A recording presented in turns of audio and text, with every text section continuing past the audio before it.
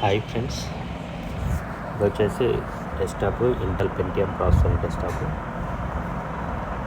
So ఇది RAM ప్రీవియస్గా వచ్చేసి 2GB ర్యామ్ ఉండే DDR4. సో అది తీసేసి డైరెక్ట్గా 8GB వేస్తున్నాం.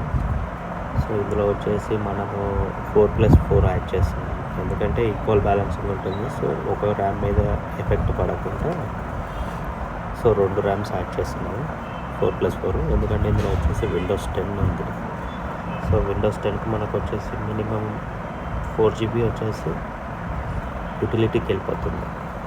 సో ప్రాసెసర్ రన్ అవ్వడానికి 4GB వెళ్ళిపోతుంది, కాబట్టి మనకు 4GB వేసినా కూడా so no use, system hang అవ్వడం కానీ అలాంటివి ఉంటాయి. సో ఇది వచ్చేసి 8GB వేస్తున్నాము. అది ఇన్సర్ట్ చేయడానికి డైరెక్ట్గా మనకు